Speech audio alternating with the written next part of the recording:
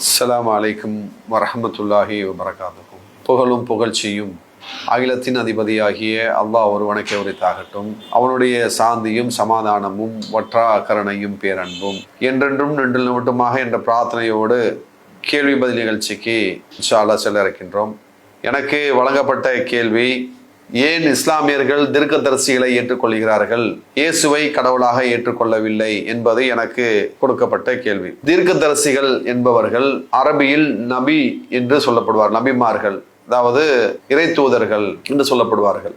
இறைவன் மனித சமுதாயத்திற்கு சொல்லக்கூடிய செய்திகளை, இறைவன் மனிதனுக்கு சொல்லக்கூடிய உபதேசங்களை, இறைவன் மக்களுக்கு இடக்கூடிய கட்டளைகளை இறைவனிடத்திலிருந்து பெற்று இறைவனின் குரலாக மக்களிடத்திலே ஒலிக்கக்கூடியவர் தீர்க்கதரிசிகள். சுருக்கமாக சொல்வதாக இருந்தால், இறைவனுக்கும் மக்களுக்கும் இடையே இருக்கக்கூடிய ஆன்மீக பாலமாக, இறை செய்தியின் பாலமாக இருப்பவர்கள் தீர்க்கதரிசிகள். இஸ்லாமியர்கள் தீர்க்கதரிசியை ஏற்றுக்கொண்டு இருக்கிறார்கள்.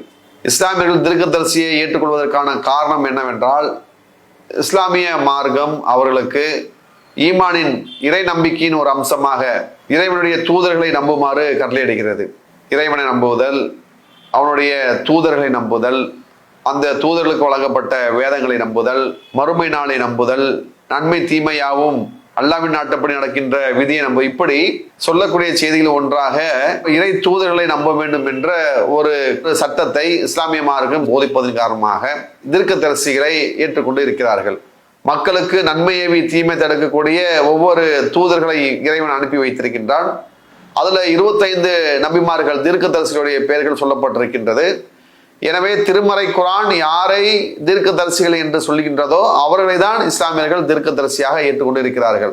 இஸ்லாமியர்கள் இயேசுவை தீர்க்கதரிசியாக ஏற்றுக்கொண்டிருக்கிறார்கள்.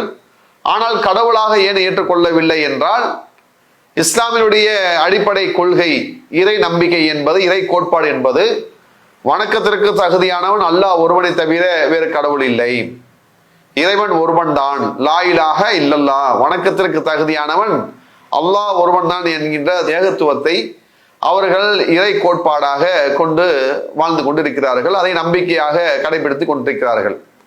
அந்த இறைவன் எப்படிப்பட்டவன் என்றால், திருமறை குர்ஆன் 112வது அத்தியாயம் சொல்கின்றது, குல், நபியே நீங்கள் சொல்லுங்க, குல்ஹு அல்லாஹு அஹத், அல்லாஹு அவன் ஒருவனே, இறைவன் என்பவன் ஒருவனே, அல்லாஹு சமது, அவன் தேவைகளற்றவன், லம் எளிது வளம் இவ்வளவு வளமிய குல்லஹு குஃபன் அகது, முகமது நீங்கள் சொல்லுங்கள், அவன் யாரையும் பெறவும் இல்லை, யாராலும் பெறப்படவும் இல்லை, அன்றியும் அவனுக்கு நிகராக யாரும் இல்லை என்கின்ற ஒரு கடவுள் தன்மையை சொல்லக்கூடியது இஸ்லாமிய மார்க்கம்.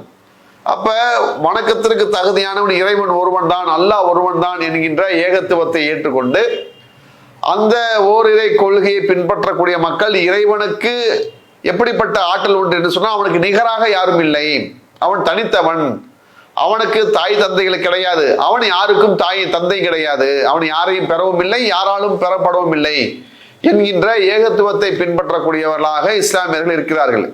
எனவே அல்லாஹ் ஒருவனை தான் வணங்க வேண்டும் என்கின்ற ஏகத்துவத்தை ஏற்றுக்கொண்ட இஸ்லாமியர்கள் இயேசுவை ஒரு காலமும் கடவுளாக ஏற்றுக்கொள்ள மாட்டார்கள். ஒருவேளை இயேசுவை கடவுளாக ஏற்றுக்கொண்டிருந்தால் என்ன நடக்கும்? அல்லாவும் கடவுள், இயேசுவும் கடவுள் என்று சொன்னால் 2 கடவுள் கொள்கையை ஏற்றுக்கொண்டதாக ஆகிவிடும். இப்ப வணக்கத்திற்கு தகுதியானவன் அல்லாஹ் ஒருவன் தான் என்கின்ற ஏகத்துவத்தை, அந்த அல்லாவை இறைவனாக ஏற்றுக்கொண்டிருக்கக்கூடிய முஸ்லீம் இஸ்லாமியர்கள் இயேசுவையும் கடவுளாக ஏற்றுக்கொண்டார்கள் என்று சொன்னால், அவர் எந்த கொள்கையை பின்பற்றுகிறார்களோ, எது அந்த கொள்கையின் அடித்தளமாக இருக்கின்றதோ அதற்கு மாற்றமாக முரணாக அமைவதனால் இஸ்லாமியர்கள் இயேசுவை தீர்க்கதரிசியாக ஏற்றுக்கொள்வார்களே தவிர அவர்கள் ஒரு காலமும் கடவுளாக ஏற்றுக்கொள்ள மாட்டார்கள். காரணம், அவர்களுடைய கொள்கை கோட்பாடு என்பது இறைவன் ஒருவன் தான், அவன் தனித்தவன், அவனுக்கு நிகராக யாரும் இல்லை, அவனை யாரும் பெறவும் இல்லை, யாராலும் பெறப்படவும் இல்லை என்று சொல்லக்கூடிய ஏகத்துவத்தை பின்பற்றக்கூடியவர்களாக இஸ்லாமியர்கள் இருப்பதனால் இயேசுவை கடவுளாக ஏற்றுக்கொள்ள மாட்டார்கள், தீர்க்கதரிசியாக ஏற்றுக்கொள்கிறார்கள்.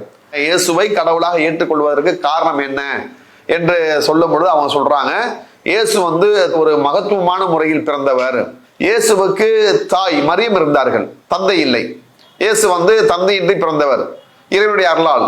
ஆனால் ஆதம் நபியோ தாயும் அல்லாமல் தந்தை இல்லாமல் பிறந்தவர்.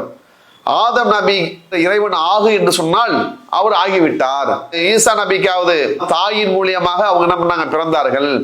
ஆனால் ஆதம் நபியோ தாயுமின்றி தந்தையுமின்றி பிறந்தார்கள் என்று சொன்னால், இப்ப சிந்திச்சு பாருங்க, அதுதான் ஒரு காரணமா இருக்கு. அதாவது இயேசு கடவுளாக வணங்குவதற்கு அவர் தந்தையின்றி பிறந்தார் என்பதை காரணமாக காட்டினால், இந்த ஆதம் நபி தாயும் இல்லாமல் தந்தை இல்லாமல் பிறந்திருக்கிறாங்கல்ல, அப்ப யார் உயர்ந்த இடத்துல இருக்கிறா?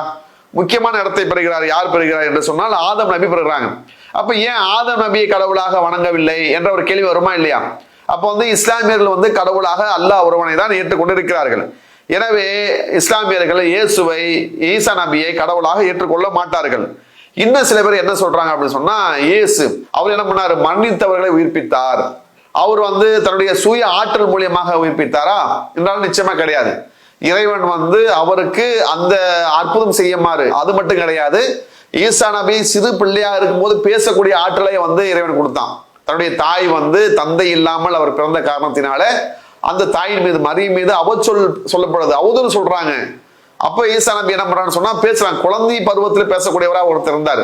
அப்ப குழந்தை பருவத்தில் இருக்கும் போது, ஈசா நபி குழந்தையாக இருக்கும் பொழுது யார் பேசுவதற்கு ஆற்றலை கொடுத்தானோ அந்த இறைவன் என்ன பண்றான்? மரணித்தவர்களை உயிர்ப்பிப்பதற்கான ஆற்றலை கொடுக்கிறான். அது மட்டும் கிடையாது, அவரு பிறவி குருடர்களை, பார்வையற்றவர்களுக்கு பார்வை வழங்கினார், நோயற்றவர்களுக்கு நிவாரணம் வழங்கினார். இது போன்ற ஆற்றல் எல்லாம் இயேசு செய்தார். ஆனால் இது செய்வதன் காரணமாக அவருக்கு கடவுளாக ஏற்றுக்கொள்ளப்படுவாரா? செய்வதற்கான காரணம் என்ன? அவருக்கு ஆற்றலை வழங்கியவர் யாரு?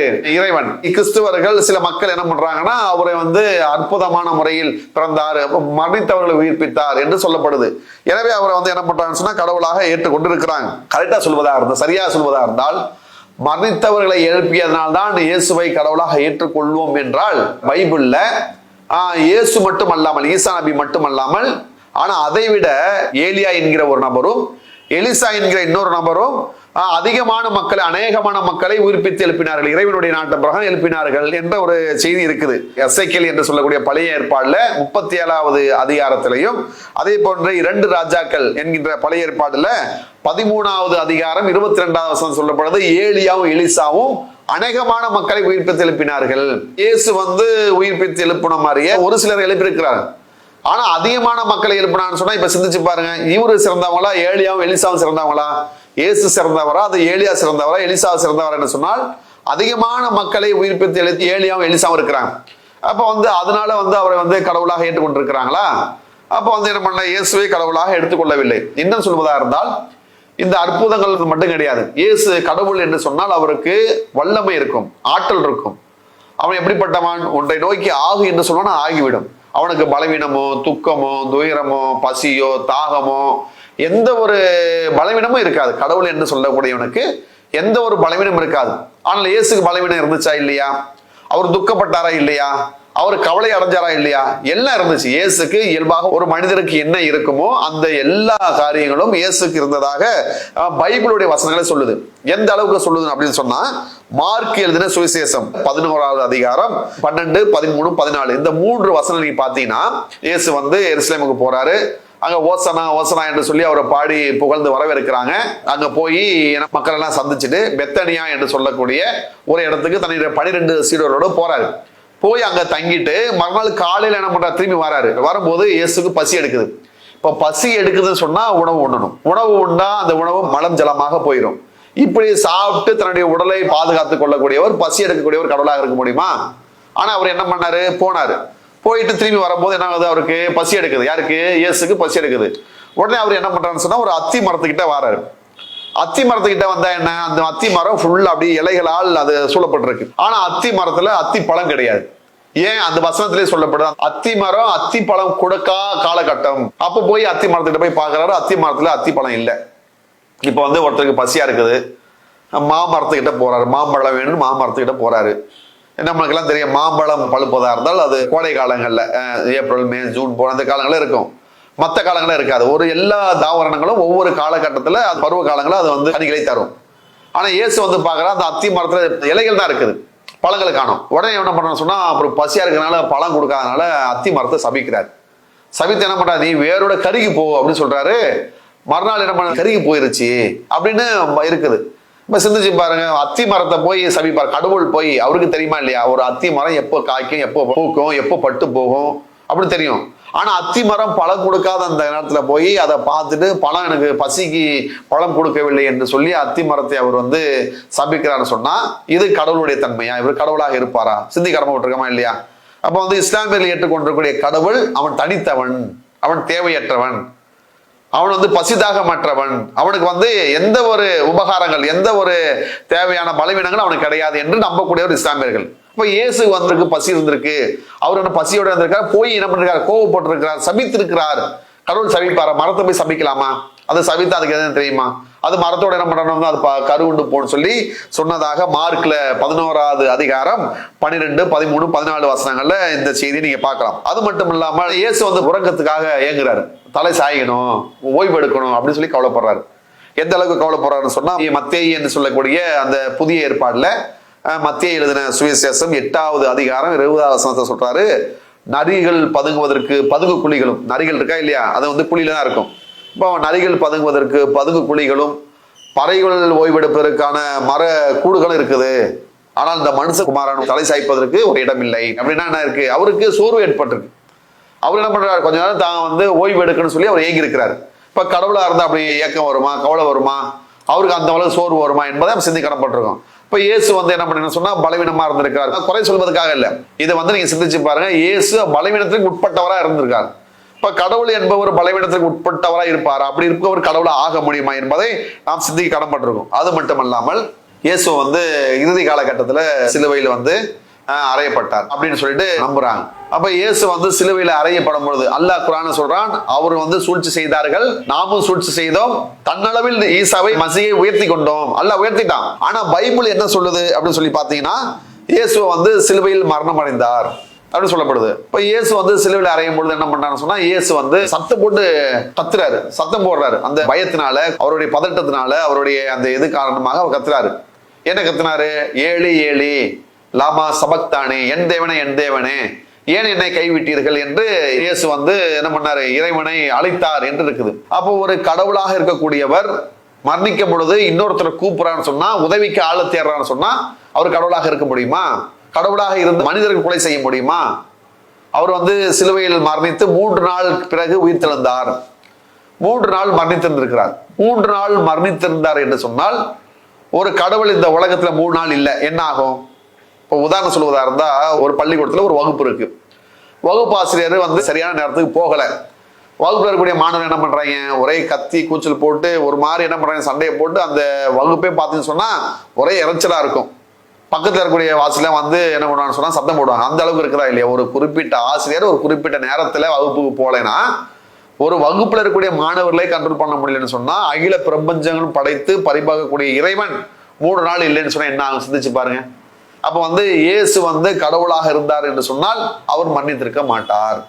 அவர் யாரும் சாகடிக்க முடியாது, அவரை வந்து மன்னிக்க வைக்க முடியாது, சிலுவையில் அறைய முடியாது, அவருக்கு பசி எடுக்காது, அவருக்கு தாகம் எடுக்காது என்பதை நாம் விளங்கிக் கொள்ள வேண்டும். எனவே இஸ்லாமியர்கள் இயேசுவை கடவுளாக ஏற்றுக்கொள்ள மாட்டார்கள். மாறாக இயேசு என்ன சொல்றாரு, தன்னை கடவுள் இல்லை பிதாவுடைய குமாரன் என்று சொல்கிறார். நானே வழியும் சத்தியம் ஜீவனுமாய் இருக்கிறேன், என்னை அல்லாமல் ஒருவனும் பிதானிடத்தில் வரான் என்று சொல்றாரு. நான் தான் உங்களுக்கு வழி, நான் வழி சொல்றேன், உங்களுக்கு நான் நேர் வழி காட்டுறேன், நீங்க வாங்கன்னு சொல்லி அழைக்கிறாரு. அப்ப அவர் அழைச்சவர் தான் அவர் வந்து தீர்க்கதரிசி. அப்ப பிதா என்று சொல்லக்கூடிய இறைவன் அல்லாஹ் தான். அப்ப அல்லாஹ் தான் வணக்கத்திற்கு தகுதியானவன் என்று இஸ்லாமியர்கள் ஏற்றுக்கொண்டிருக்கிறாங்க. இன்னும் சொல்வதா இருந்தால் இயேசு சொல்றாரு, அநேகமான மக்கள் என்னை நோக்கி பிதாவே பிதாவே உன்னுடைய நாமத்தினால் நாங்கள் பேய் பிசாசுகளை துரத்தினோம் அல்லவா, நாங்கள் வந்து குருடர்களுக்கு பார்வை வழங்கினோமா என்று அற்புதங்களை செய்ததாக நம்ம சொல்லி காமிப்பார்கள். அப்ப ஈசா நபி சொல்லுவாங்க, இயேசு சொல்லுவாங்க, சீ அக்கிரம செய்யக்காரர்களே என்னை விட்டு அகன்று போங்கள், என்னுடைய பிதாவின் சித்தத்தின்படி அல்லாமல் வேறொன்றும் இல்லை, நான் எல்லாம் செஞ்சது எப்படிப்பா அப்படின்னு சொல்லி என்ன பண்ணுவாங்க, ஈசா நபி இயேசு அவங்க வந்து நான் செஞ்சது காரணம் எதுவும் கிடையாது, என்னுடைய பிதா தான் காரணம் என்று அவர்கள் ஓரிரை கொள்கையை என்ன பண்ணுவாங்க, முன்னிறுத்துவார்கள். அவர்கள் வந்து தன்னை இயேசு கடவுள் என்று சொல்லிக் கொள்ளவில்லை. எனவே நாம் சிந்தித்து பார்த்தோம் என்று சொன்னால், நீங்கள் அழகான முறையில் அலசி ஆராய்ந்தோம் என்று சொன்னால், நிச்சயமாக இயேசு என்பவர் அவர் ஒரு தீர்க்கதரிசியே, அவர் கடவுள் இல்லை. எனவே இஸ்லாமியர்கள் தீர்க்கதரிசிகளை ஏற்றுக்கொள்கிறார்கள், கடவுளாக இயேசுவை ஏற்றுக்கொள்ள மாட்டார்கள். வணக்கத்திற்கு தகுதியான அல்லாஹ் ஒருவனை தான் இஸ்லாமியர்கள் கடவுளாக ஏற்றுக்கொண்டிருக்கிறார் என்பதை இந்த கேள்விக்கு பதிலாக சொல்லி நிறைவு செய்கிறேன். இறுதி சொல்லாக எல்லா புகழும் அல்லாஹ் ஒருவனுக்கே. அஸ்ஸலாமு அலைக்கும் வரஹ்மத்துல்லாஹி வபரகாத்துஹு. அல்லாஹு அக்பர், அல்லாஹ் الله أكبر.